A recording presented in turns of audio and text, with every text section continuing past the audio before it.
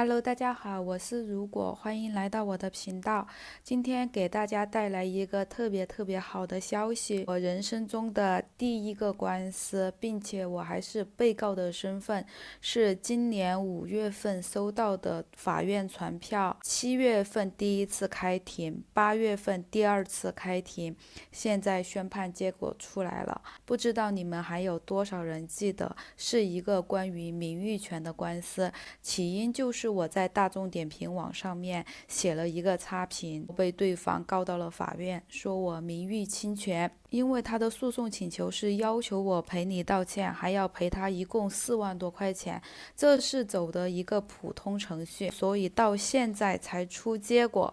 这里也是顺便给大家普及一个法律常识，就是我之前不管是劳动争议的官司，还是和永辉超市打官司维权，这些都是简易程序。简易程序从立案到结案是最长3个月，但是普通程序的官司是6个月。所以这个案子是5月份立案，11月才出结果。看到了吗？法院专利给我寄过来的。这里我把关键信息挡一下。我一般看判决书直接就翻到最后一页，然后就看这个诉讼费是谁赔，因为谁赔谁就输官司嘛。这个诉讼费100块钱是对方赔的，历时半年，人生中的第一个官司赢了，是不是很为我感到高兴？我也觉得我应该很高兴啊。要是按照我之前的状态，我可能得起来给大家跳个舞，蹦跶一下。但是我最近不是抑郁症复发了吗？又吃了其他的药，所以我的精神不太好，我每天要睡很多次觉，胃口也很不好，越饿就越不想吃东西。我现在能够条理清楚的给大家录视频已经不错了，我就大致的给大家复盘一下这整件事情的经过吧。其实我写的这条差评是关于这个威尔士健身房的，因为我去年在那里上班做健身教练，同时就把我其中的一个朋友介绍过去办的健身卡，当时也确实很便宜，3年才4000多块钱。办卡的过程中，就顺便给店里面的一个销售冲了业绩。这个销售我们姑且叫他小 A 吧，也就是这个名誉权案子的原告。当时我和这个小 A 的关系还不错，所以我这个朋友过去办卡也是在他手里面办的，因此他也认识了我的朋友。那段时间我的朋友失恋了，情绪有点崩溃，他就一直很关心他，也很殷勤。我是去年12月9号辞职的，在去年12月24号，这个小 A 呢，他就买了口红、鲜花，还有一些糖果，给我的那个朋友打电话，说要专门打车给他送过去，祝他平安夜快乐。要知道这个健身房，我在你上了接近1个月的班，我从来没有看到这个作为销售的小 A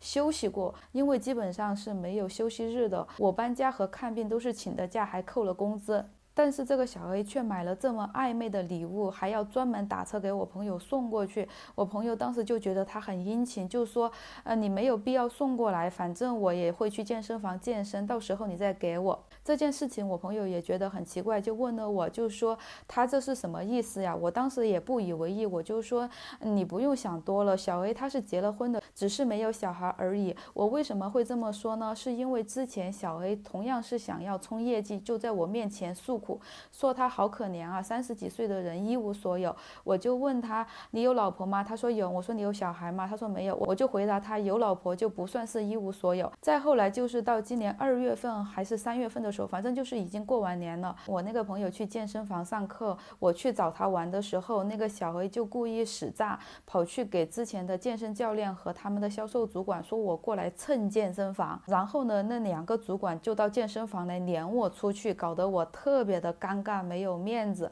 当时真的是气坏了，还导致我和我那个朋友吵架，我们就直接绝交了。关于我和我朋友绝交这个事情，实际上我之前是发过视频的，不知道你们有没有发现，就是那个事情。所以我就去大众点评网上面那个健身房下面写了差评，就把这个小 A 有老婆还跑去追求我朋友的这件事情给写了出来。但是这个小 A 却跑去请了一个1.5万的律师过来起诉我，说我侵犯他的名誉权。他的诉讼请求也是很奇葩，要求我精神赔偿2万块钱，就是因为他跑去看了一个门诊，说他睡眠不好，然后睡觉的时候有呼吸停滞，还要求我赔1500块钱的公证费，还要求我赔他5000块钱的业绩损失费，还要求我赔他1000块钱的被部门扣的那个奖金，还有他15000的律师费，一共是要赔4万多。到这里给大家普及一个常识，就是针对网络侵权的这种案子，确实可以要求败诉方赔偿胜诉方的律师费，对，是律师费而不是诉讼费。关于他精神损失的要求也是很离谱的，就是他自己的体检报告里面写的他身高170公分，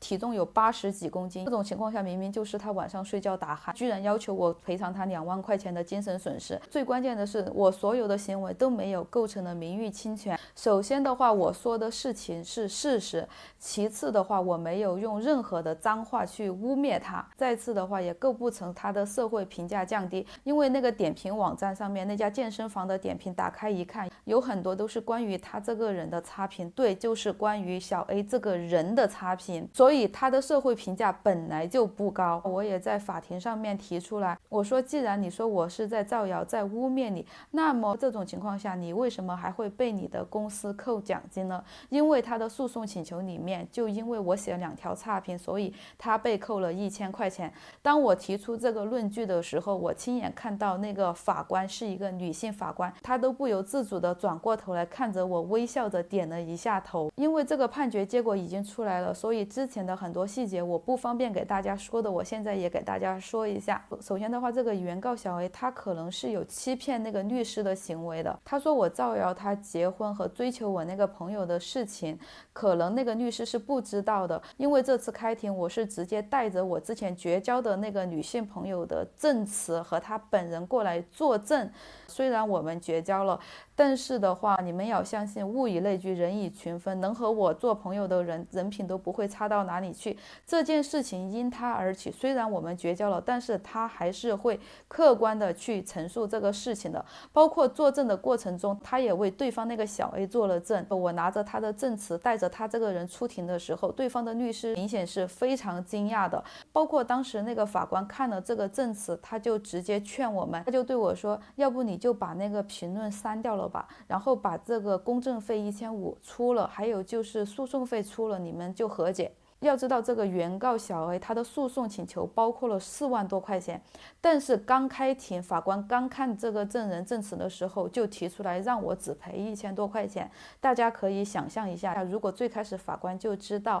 我有证人证词的话，法官可能根本就不会开庭，也不会受理这个案子，他可能直接要求我们和解。我为什么之前不把这个证人证词拿出来呢？就是因为我很咽不下这口气，既然你要去法院告我，那我就必须要满足你这个打官司的请求。你花了15000的律师费呢，不能让你白花，你必须得把它花彻底了。这个时候那个原告小 A 和他的律师都还很犟，他们拒绝和解，当然我也是拒绝和解的。在庭审的过程中，我也给法官展示了这个健身房下面的评论，里面很多都是关于小 A 这个人的差评。这个法官也再次劝原告的律师和原告，就说我看你们都很年轻啊，都是30岁出头的人，应该把时间和精力放在事业上面，而不是为了这种小事来消耗你的时间成本。要知道打官司是很花时间和精力的呀。当时我听到法官这么说，我都觉得还有点纳闷，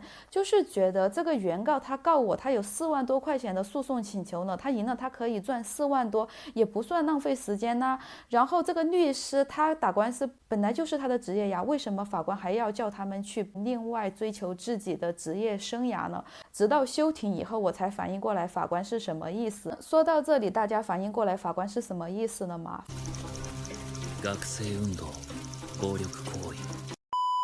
直到8月份第2次开庭，我就是一个人去的，原告小 A 和他的律师还是不依不饶的，还提出来说他那个户籍上面虽然婚姻那一栏是空白，但是法院可以派人过去调查，就特别可笑，法院有什么义务过去调查？民事诉讼本来就是谁主张谁取证。当时那个法官就说，我现在都不在意你是不是已婚，因为这个事情确实已经不重要，重要的是我有没有刻意造谣。我在和我朋友说这个小 A 已婚的时候，我和这个小 A 还是朋友关系，我是没有任何动机和理由去造这个谣的。我也从对方提供的证据里面找到了更多的证据和漏洞来反驳对方。那个法官都劝我，就是说哎，道歉都不需要了，公证费和诉讼费也不需要你赔了，你就把评论删了吧。法官说这样的话是完全出于为原告去考虑的，他是考虑到原告已经付出了那么多时间和精力的成本，还有金钱的成本，又打不赢这个官司，所以好歹让我去把评论删了。但是我是特别这样的，我说我没有错，我说的全是事实，我不会删这条评论的。他如果要上诉，我就陪他打2审。法官就说你这个要消耗太多的时间精力成本，不划算呢。我就说没有关系，我在自学法律，我还要参加明年的司法考试，我陪他玩。最后的话，法官也是很无奈，就让我先回去，就把原告小 A 和小 A 的律师留下来，他要劝一下他们。我猜的话，多半是劝他们撤诉，因为这个官司他们是肯定赢不了的，对方是肯定没有撤诉的，所以才有这份判决书。并且我也猜到对方多半是要上诉的，他要是上诉的话，我大不了就陪他打2审，反正中级人民法院离我家也很近。今天的分享就到这里，感谢大家的3年支持，我们下期视频再见，拜拜，么么哒，么。